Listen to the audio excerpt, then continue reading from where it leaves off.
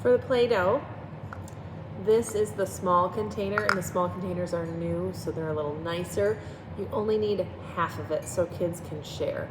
But we're gonna start with like a bouncy ball size of Play-Doh, roll it in your hands, make a sphere.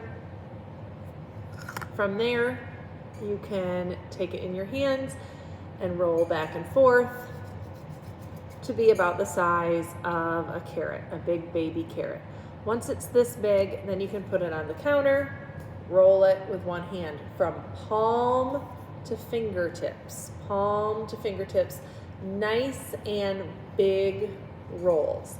Once it starts to get wider than your hand, you can use two hands, and you're still trying to do as big of rolls as you can.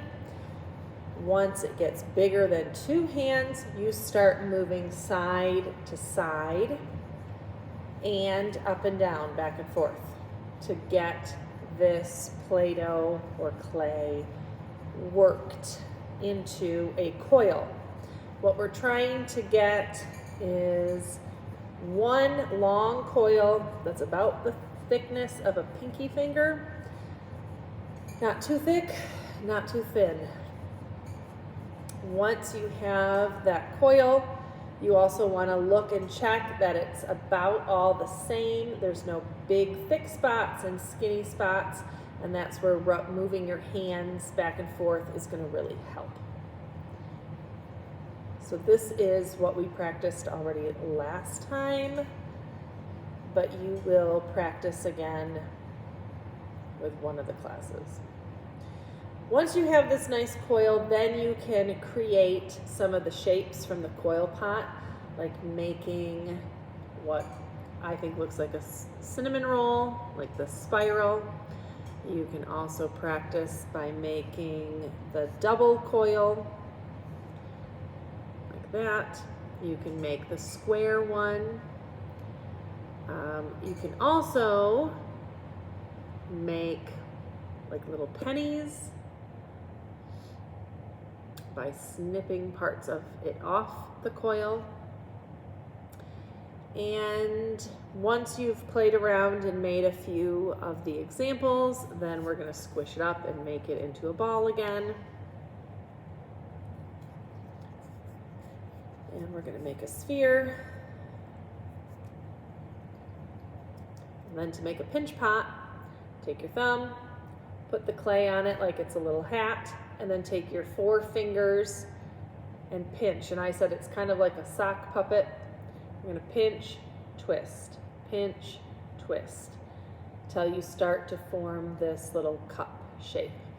Then you tap it on the table to get a nice flat bottom, and you can keep working up.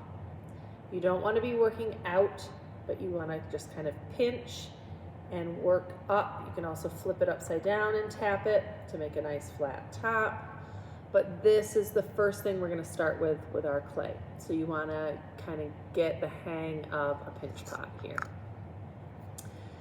The other example, tutorial, demo, whatever you want to call it, is fixing a snake.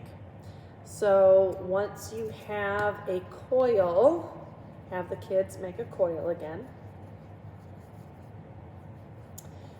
And now take your fingers and like press it in and kind of wreck the coil and walk them through the steps to fix this. Instead of rolling it back up into a ball, how are we going to fix this? Because with clay, the more you work the clay, the drier it gets, and then air pockets happen too. So you want to just take your fingers and kind of pinch lightly to get the shape back. Sorry. And then go back on the table and smooth it and roll it out. And if you're still getting kind of a small part, you can kind of pinch it and press it back together and work it until it all looks uniform again. Okay, so that was the 2 examples. The pinch pot, the coil, I think. This has been a lot to get ready.